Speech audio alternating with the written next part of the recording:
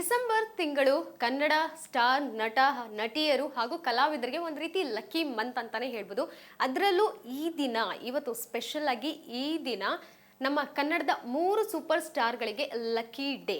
ಯಾರ್ಯಾರು ಅಂದರೆ ಒಂದು ಶಿವರಾಜ್ ಕುಮಾರ್ ಅವರು, ಇನ್ನೊಂದು ಕಡೆ ಸುದೀಪ್ ಅವರು, ಹಾಗೆ ದರ್ಶನ್ ಅವರು. ಮೊದಲನೇದಾಗಿ ಸುದೀಪ್ ಅವರಿಗೆ ಯಾಕೆ ಈ ದಿನ ಲಕ್ಕಿ ಡೇ ಅನ್ನೋದನ್ನ ನಾನು ನಿಮಗೆ ಹೇಳ್ತೀನಿ. ಮ್ಯಾಕ್ಸ್ ಸಿನಿಮಾ ಇವತ್ತು ವಿಶ್ವಾದ್ಯಂತ ರಿಲೀಸ್ ಆಗಿದೆ. ಅದರಲ್ಲೂ ಕನ್ನಡ ವರ್ಷನ್ನಲ್ಲಿ ಇವತ್ತು ರಿಲೀಸ್ ಆಗಿರುವಂಥದ್ದು.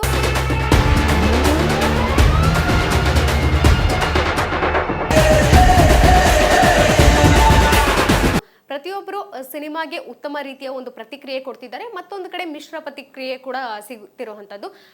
ಅಂದರೆ ಪೊಲೀಸ್ ಕ್ಯಾರೆಕ್ಟರ್ ಅಲ್ಲಿ ವಿಕ್ರಾಂತ್ ರೋಣ ನಂತರ ಮತ್ತೆ ಈ ಸಿನಿಮಾದಲ್ಲಿ ಅವರು ಕಾಣಿಸ್ಕೊಂಡಿರುವಂಥದ್ದು. ಜೊತೆಗೆ ಇದೇ ದಿನ ಅಂದುಕೊಂಡಿದ್ದಂಗೆ ಎಲ್ಲವೂ ಚೆನ್ನಾಗಿದ್ದಿದ್ರೆ ದರ್ಶನ್ ಅವರ ಸಿನಿಮಾ ಬರಬೇಕಿತ್ತು. ಅದು ಎಲ್ಲರೂ ಮೋಸ್ಟ್ ಎಕ್ಸ್ಪೆಕ್ಟೆಡ್ ಸಿನಿಮಾ ಅಂತ ಹೇಳಿದ್ರೆ ಡೆವಿಲ್ ಸಿನಿಮಾ.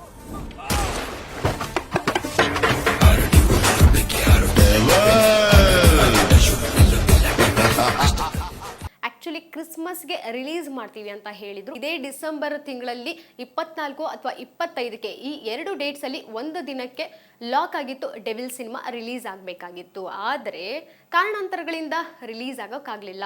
ಆ ಕಾರಣ ಏನು ಅನ್ನುವಂಥದ್ದು ಎಲ್ರಿಗೂ ಗೊತ್ತಿರೋವಂಥದ್ದು.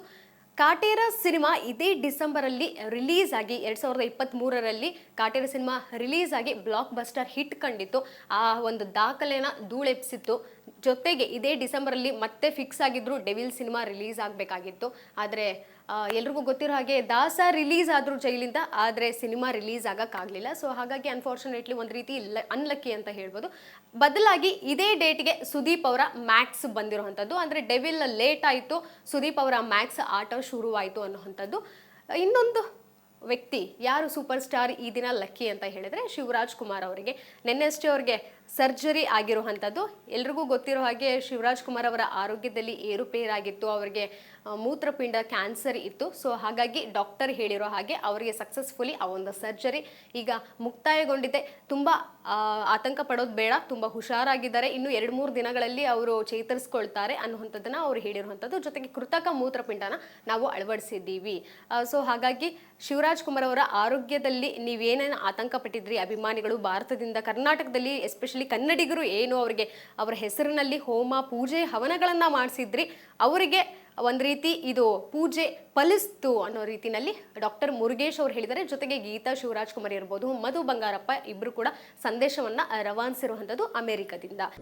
ಶಿವಣ್ಣ ಅವರು ತುಂಬಾ ಚೆನ್ನಾಗಿದ್ದಾರೆ, ಏನು ತೊಂದರೆ ಇಲ್ಲ.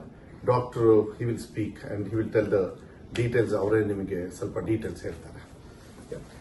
Greetings everyone. My name is Dr. Manoharan. Today, Mr. Shivana's surgery went very well.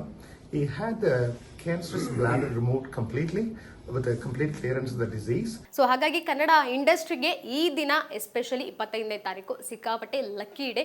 ಅದು ತ್ರಿಮೂರ್ತಿಗಳಿಗೆ ಲಕ್ಕಿ ಅಂತ ಹೇಳ್ಬೋದು.